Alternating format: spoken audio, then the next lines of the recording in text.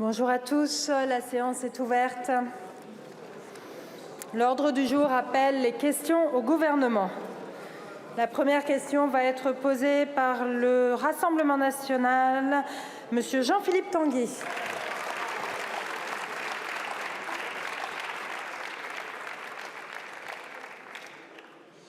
Merci Madame la Présidente. Ma question s'adresse au ministre de l'Économie. Monsieur le ministre, les semaines, les mois et les années se suivent et se ressemblent pour les Français ayant besoin de leur voiture pour vivre. La facture du carburant reste exorbitante et vous ne faites rien pour faire baisser les prix. Pire, vous avez annulé le chèque carburant, ce maigre lot de consolation pour les plus modestes. Une fois encore, la France du travail n'a le droit que de payer pour éponger vos échecs. Dur avec les Français les plus humbles, vous êtes tout aussi injuste avec les classes moyennes que vous abandonnez pour enrichir les plus puissants. J'ai nommé les multinationales du pétrole. Nous avons appris, Monsieur le ministre, que votre gouvernement n'est pas le seul à tondre les automobilistes avec plus de 50% de taxes sur le carburant, taxes que vous avez lourdement augmentées en 2017 et 2018. Non, dans l'ombre de la Macronie, les ogres de la mondialisation sauvage se goinfrent aussi.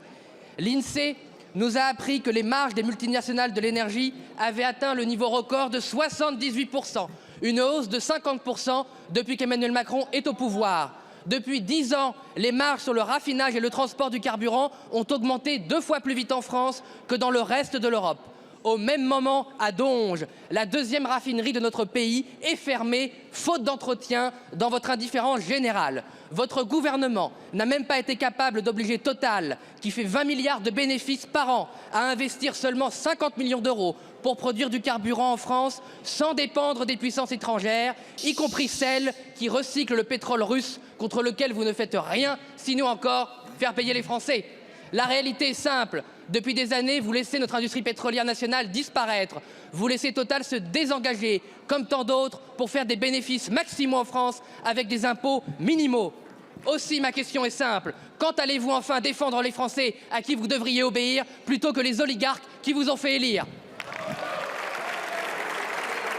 Je vous remercie. La parole est à Monsieur Roland Lescure, ministre en charge de l'Industrie et de l'Énergie. Il a perdu les cheveux aussi. Madame la Présidente, Mesdames, Messieurs les députés, Monsieur le député Jean-Philippe Tanguy. Les semaines, les mois et les années se suivent et elles se ressemblent. J'aimerais vous rappeler que si les prix de l'énergie sont plus élevés qu'ils ne l'ont été depuis des années, c'est parce que votre ami Vladimir Poutine a envahi l'Ukraine il y a maintenant un peu plus de 2 ans. Et comme je vous vois satisfait de cette réponse, j'attends avec impatience le débat qui interviendra après les questions au gouvernement pour réaliser une fois de plus qu'entre l'envahisseur et l'envahi, vous avez choisi l'envahisseur. Monsieur Jean-Philippe Tanguy, les semaines, les mois et les années se ressemblent et comme toujours, vos fake news ne masquent en rien vos compromissions. Le bouclier tarifaire que cette majorité a voté, qui fait qu'aujourd'hui, la croissance en France est positive, là où la plupart de nos voisins ne l'ont pas. C'est parce que cette majorité a voté un bouclier tarifaire qui a préservé la croissance, contrairement aux voisins. Vous ne l'avez pas voté, évidemment. Et aujourd'hui, monsieur le député, évidemment l'essence reste chère. Évidemment, nos compatriotes ont des défis pour remplir leurs réservoirs. Mais vous le savez, l'essence, il a baissé. Il est aujourd'hui plus bas qu'il l'était il y a quelques mois, quand cette Assemblée a voté le bouclier tarifaire et le budget qu'une fois en plus, vous n'avez pas voté.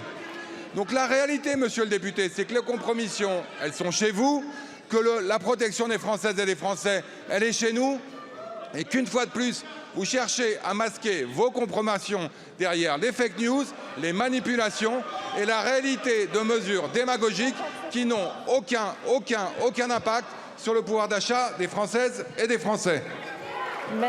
Merci beaucoup, Monsieur le ministre. Monsieur Tanguy. Monsieur le ministre, avec vous, Poutine est toujours aussi riche, les Français, eux, sont toujours plus pauvres. Je vous remercie.